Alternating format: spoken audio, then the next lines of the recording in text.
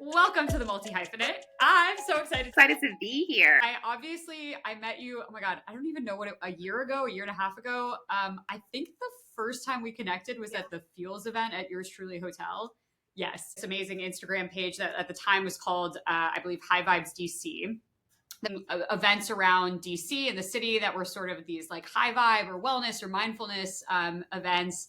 And so I want to kick off by just hearing from you about how you even got into this world, because I know you came from a very different background. Yes. Oh my gosh. Beautiful story. Do you know the first time we met, I saw you. In my head, I was like, she looks like a fairy princess. I feel so seen when people say that to me. I've had people come up to me at bars and be like, "Are you a fairy?" Yeah. And I'm like,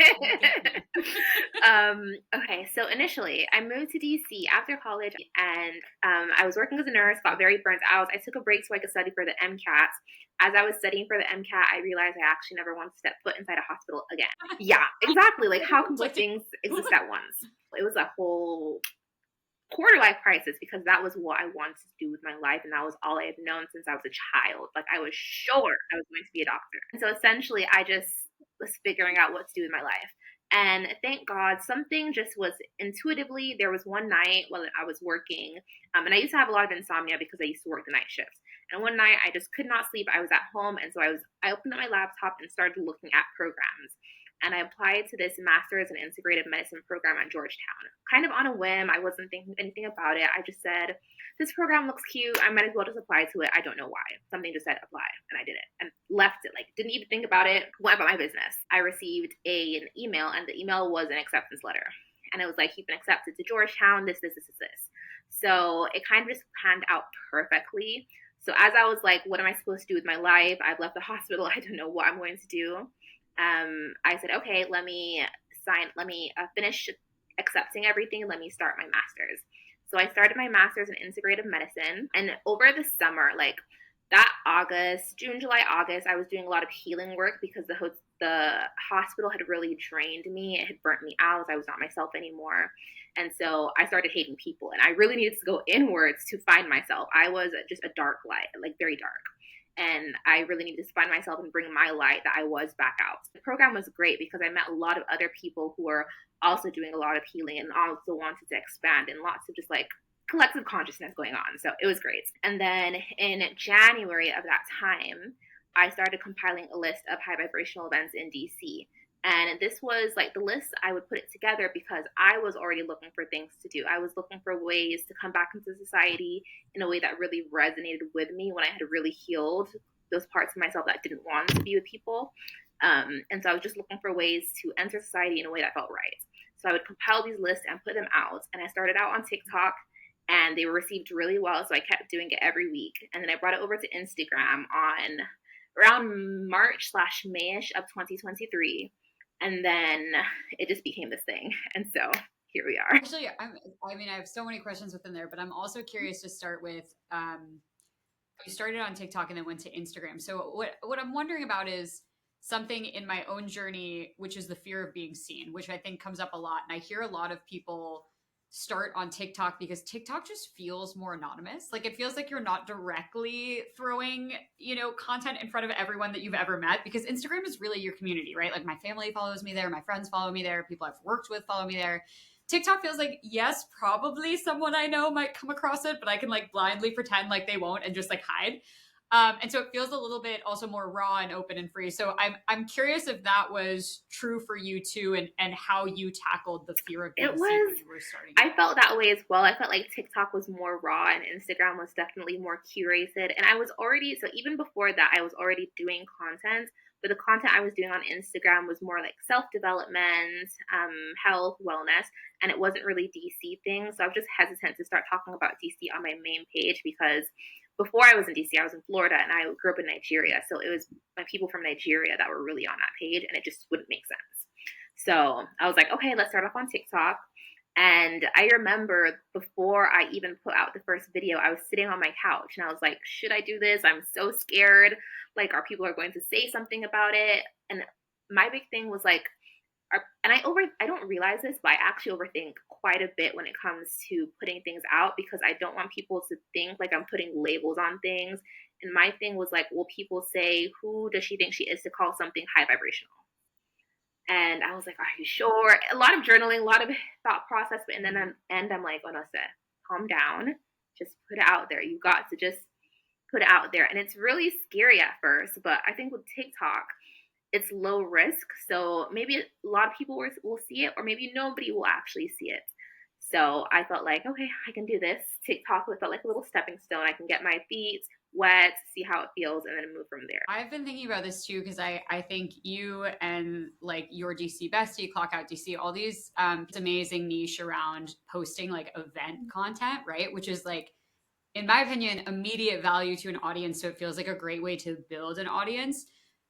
You know what's hysterical? There's like no one in LA doing it. So there's people in LA doing evergreen content. So like, here's a restaurant you should visit or check out this place. And then they're thinking about trying to tackle that niche because I've loved the way that you guys got to just like run around DC, go to all the events and have fun.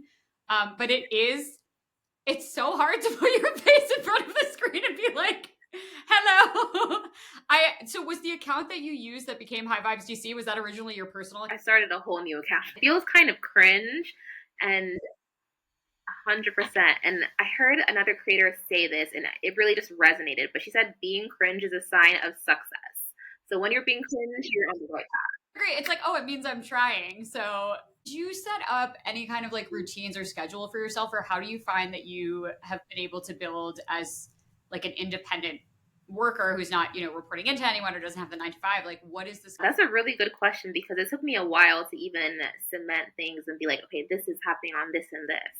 And obviously, like, it changes with the seasons, but for the most part, like, Monday is my newsletter day, so I'm putting down the newsletter, I'm editing my text things.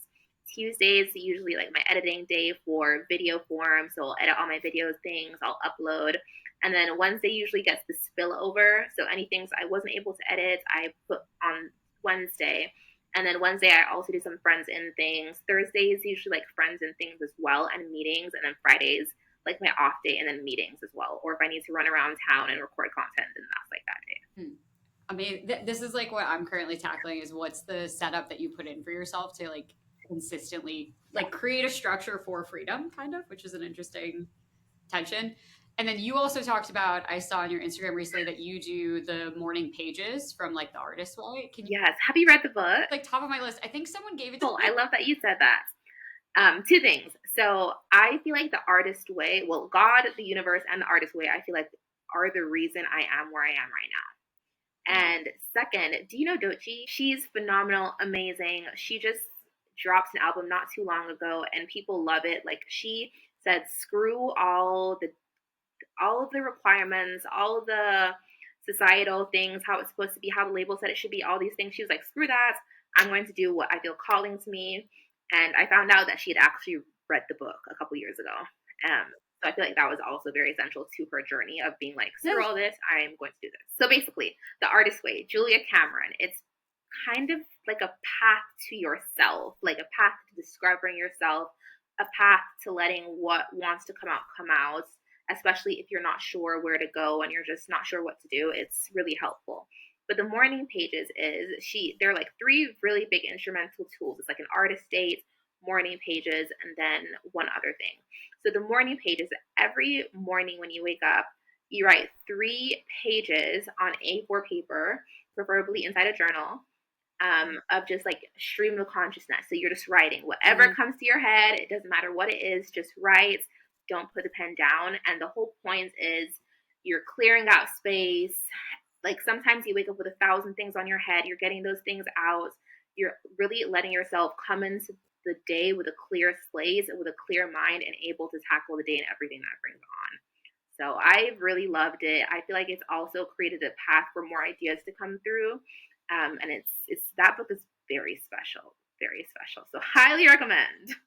I don't know if you felt this way too, but like when you start to feel called toward a new path, you can feel something's kind of coming through you, but you don't know how to describe it to other people, I guess is where I run into. You're like, this thing is happening. I'm supposed to start this thing, but I don't know what it is. And like anyone who comes from a normal brain is like, well, what's your business plan? And how are you making revenue? And what's and I'm like, no. Say something crazy, but like it doesn't make sense. Following your intuition over being able to explain to other people and have like this sort of clear business plan is like a weird tension. 100%, 1,000%. I know what you're talking about. Yes.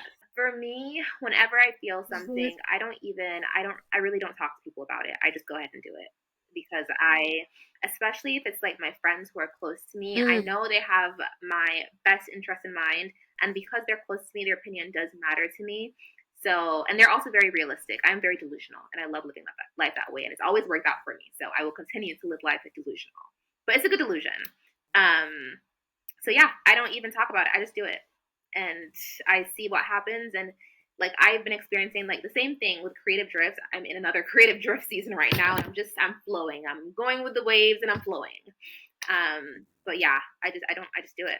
That advice, because I think I've been running into, as someone who like often has a lot of friends around me, and I process by talking. So it's a weird dichotomy of like, I want to talk out loud this idea I have, and then I kind of run into that problem where there's too many cooks in the kitchen and too many boys. So it's like, hey, here's this episode I recorded. Can I get your feedback? And this person's like, I really hate that you brought up, a Disney Channel reference. Like that immediately lost me. And I'm like, but that's who I am. I'm going to reference Troy Bolton. I'm wondering, because I've noticed this, like your content has started to, you can see it, like have some small shifts, right? So I'm wondering what the new creative season is for you, or what your new drift is. It's been multiple different places, and I feel like each time I sit into it, I kind of know. And then the next couple weeks, I'm like, okay, no, I feel called in another direction. So during December, it was a lot of like I was doing my normal what I'm wearing in Lagos for December because that brought me joy.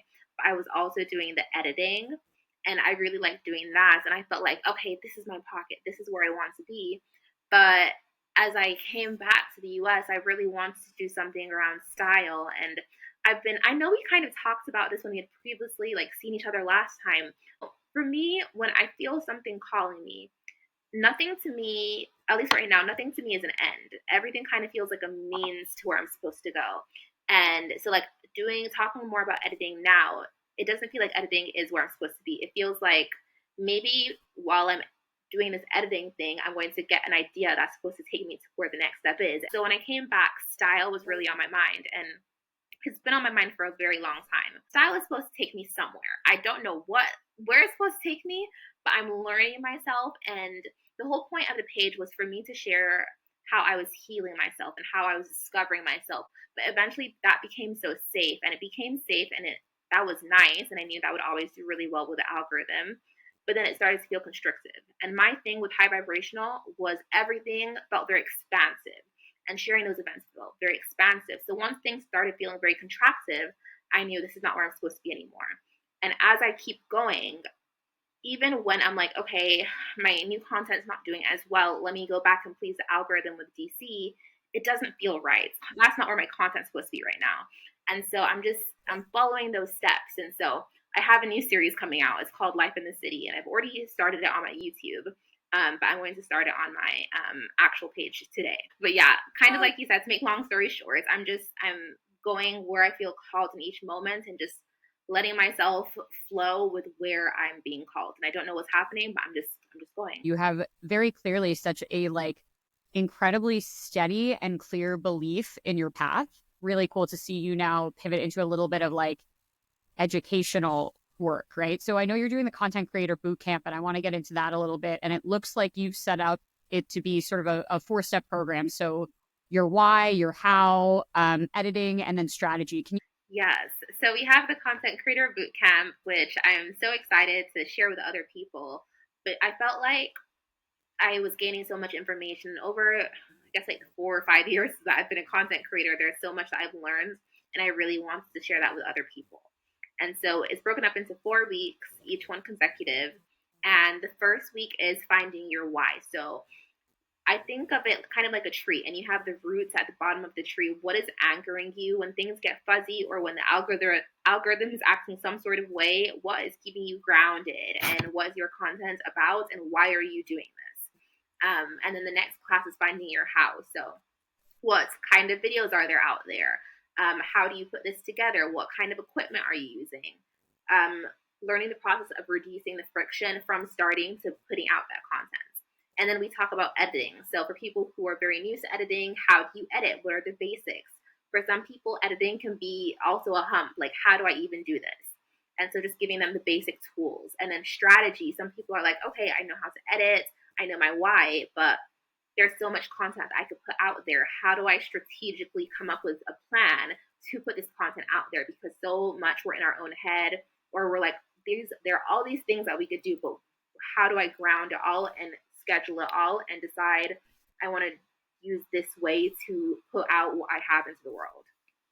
I mean, it's amazing because it sounds like what you're providing is exactly in some ways what we talked about earlier, which is like, what is the actual foundational structure that you need to put in place for someone to have like freedom and feel brave enough to tackle some of this stuff. Okay, so I want to kind of use me as a case study here and walk through a little bit of each one of these sections so someone can get a taste of like how you coach and understand how you work. Okay, so Margaret, when you think about creating content, or even just what we usually do is we start general and then we go in. So when you think about yourself, what makes up you, your quirks, what you can talk about hours on end, what dominates your thoughts, like what you can't go a day without thinking about, what you've told your friends about that they have gone to do. So maybe like you talk a lot about eating matcha, and your friends now eat matcha because of you. Like, what are those things? And I have them sit down. So you'd sit down, and writing down is key. You'd like brain dump everything. So we start really general with these general questions, and then we get more narrow and more narrow and more narrow. And then from there, when you write everything down, you start to pick out the themes, because you can have where your niche is you, or you can kind of have where like you want to be in a niche. Some people find niches better for growing, and then some other people also feel like niches for them, it means they can keep other aspects of their life private. So really up to you. If you want to be your niche, you want to be your personal brand, then that's amazing. We kind of pick content pillars because we still want to feel organized within ourselves. Or you can decide, okay, this is the only thing I want to talk about on this page, and then we kind of decide from there. Then for the second part, for your how, so anybody can do this, but like kind of the basics. So what do you use to record? Some people feel like, okay, I feel like I need to have the most updated camera, but all you really need is your phone, clear, like make sure you clear off that back camera, and then some good lights. So whether that's sunlight, I love the sunlight. And then we also go into the different types of videos. So you could have, you think of something like maybe skating, because I know you're really into skating. And so when you think of one particular thing, just thinking of the millions of videos that you can get from it. So you skating, you think of, okay, skating is the topic. And then when we go into skating, we can do maybe we can do like a day in the life of somebody who skates, or we could also do like an informational video. This is where to go skating in LA. Well, I move back to the why because I think this is an interesting thing. And I think this actually hits at a root that I hear a lot of creators talk about, which is the difference between niching versus the niche is you. So what I'm going to do is I think everyone understands niching. It's pretty obvious, right? You're taking a particular topic and you're kind of more or less beating it to death, right? What I think is harder for everyone to wrap their head around, and I think this is part of my inspiration behind the Multihyphenate, and what I'm trying to explore is like, what does it mean to be you as a niche? And I also have this theory that I think this is the world that this is where everything is going, is that brands are going to be built from people having a personal brand first instead of the reverse, which has been true in the past. So I'm curious about this when you think about someone. So if you take like me as a niche, and then you want to build out content pillars, how do you kind of, for anyone, think about building out pillars of yourself? So for instance, for me, I know I like creativity. I like you're like, what do I like talking about with friends? I'm like, everything. I like creativity. I like business. I like negotiation. I like wellness. I like Pokemon. I like Fortnite. You know, there's like so many different realms. And so how to kind of tackle that within the algorithms. 100%. And that can be really challenging because there's so many different parts of you that you want to share. I would say one big thing is storytelling. I think storytelling, and we're seeing more of it, like the rise of storytelling, but storytelling in a way that you're able to tell your story, and whether you're showing us something that's educational or you're telling us about something, just kind of showcasing all the parts of you or different parts of you within a story, because really at the end, people connect with the person behind the thing. So hearing your story, and seeing how the parts of you intertwine and which parts relate and which parts we can kind of put together, I think that helps a lot. Working theory that I just think the algorithm is going to change. Like, I think that the algorithm has been geared towards niches in the past. And I think we're going to start seeing it geared toward the you. So the more you get specific, where you can, like, you know, whether that's via your hashtags or whatever, the more you post, the more the algorithm's going to sort of hunt down your people quickly. So it will find another person who, in my instance, likes art, likes Pokemon, likes also dancing to 90s music, you know, whatever. Like all the different things. Okay. So I think, thank you. I think that's really interesting for people on the why. So have any favorite tools that you have that people wouldn't think about? Like, you see so much stuff on TikTok, like whether it's a tripod or something that like sticks your phone onto the wall. Like, I don't think I have ever anything out of the ordinary. I like to keep it very simple. I like to reduce the friction. So anything that's going to be like, I have to set up a stage and put this together and put this together, I'm like, no. I need to be able to like do everything really quick and put it out. What I do love though is I have my DJI with me, and I've been loving it since I got it. She works well. DJIs, they're like a separate camera, right? Filming on the yeah. Let's just pause for a quick second to bask in the TikTok fan. Yeah. I'm like, you and I are both CapCut girls, and we're like being like, what the hell are you doing?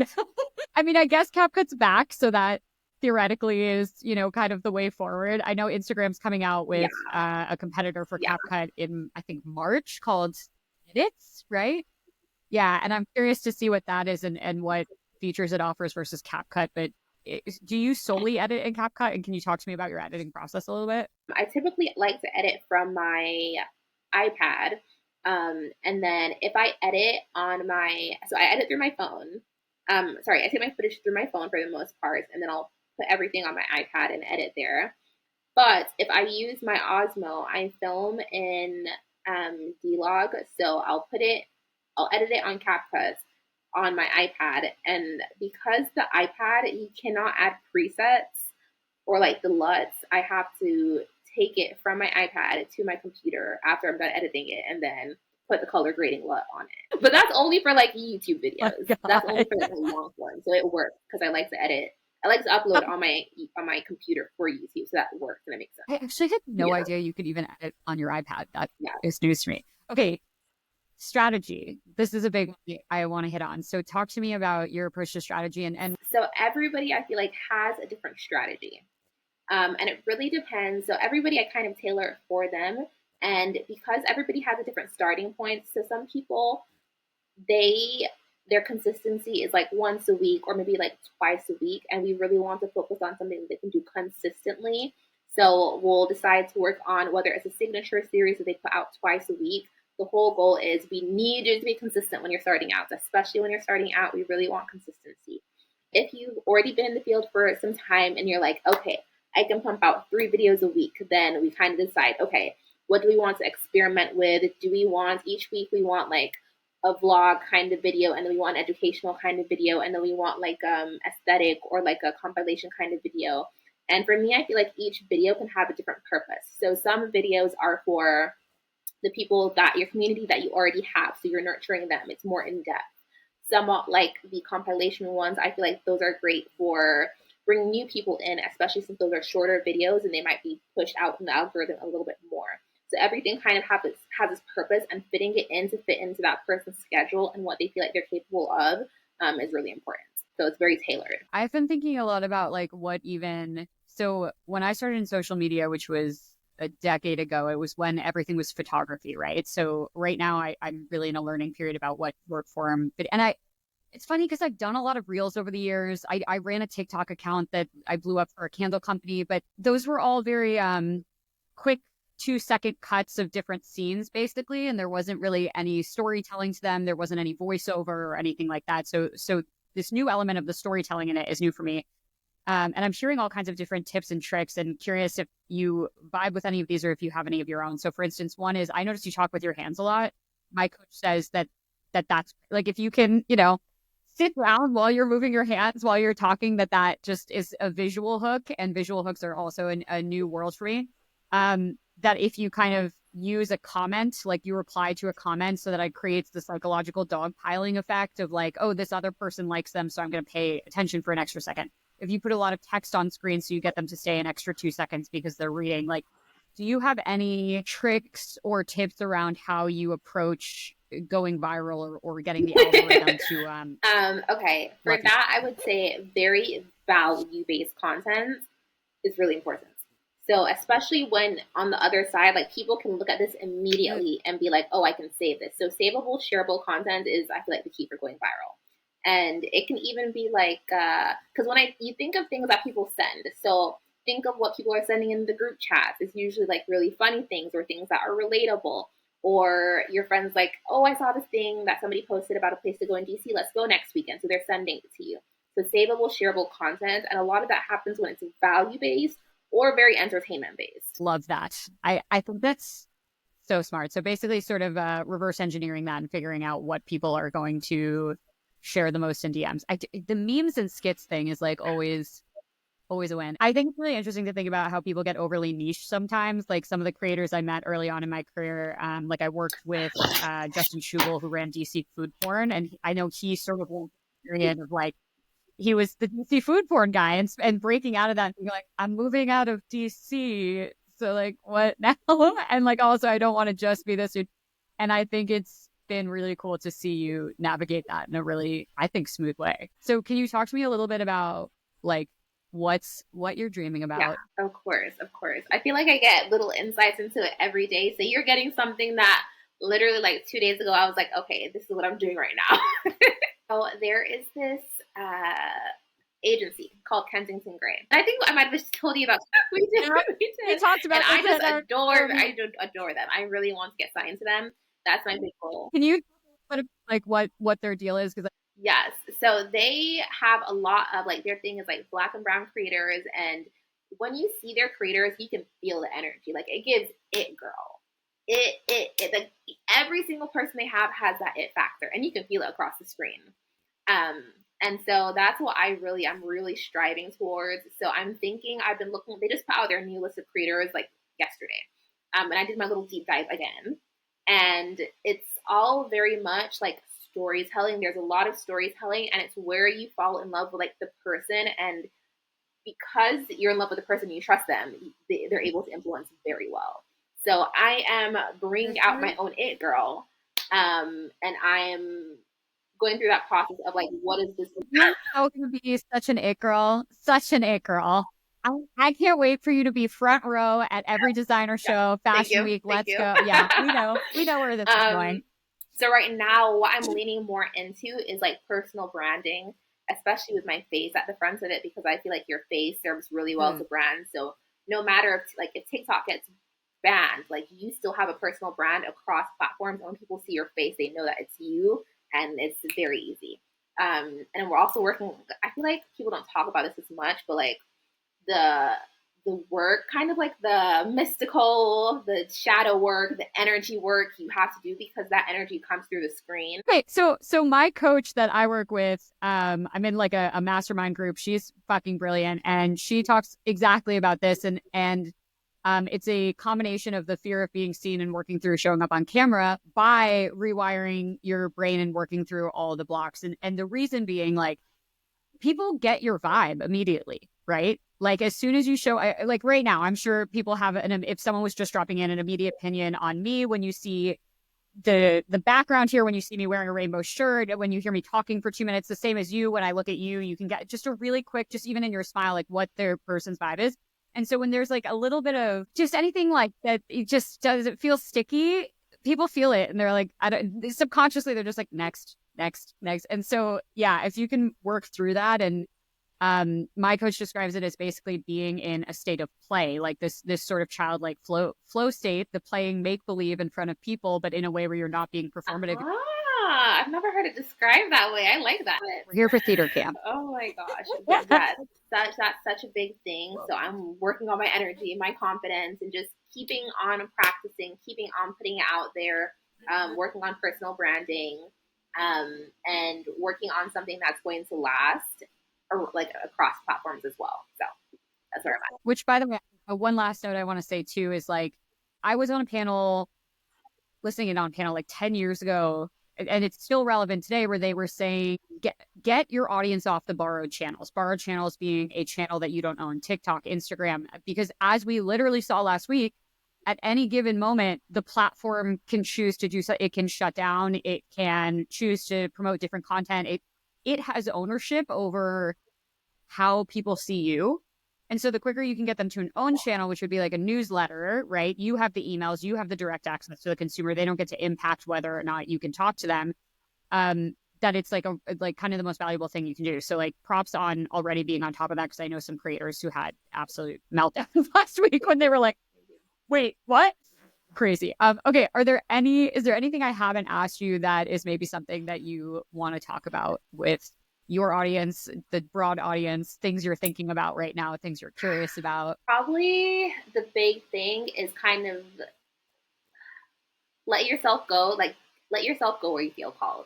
Sometimes it gets really scary getting inside a niche, and I was in that a lot last year. Like for the last 6 months, I was looking at some of the Substack newsletters I'd written, and there were like 3 saying the same things in different ways about trying to break out of this mold, but I hadn't fully broken because it's a process. You're like shedding off layers and deciding, okay, what do I do?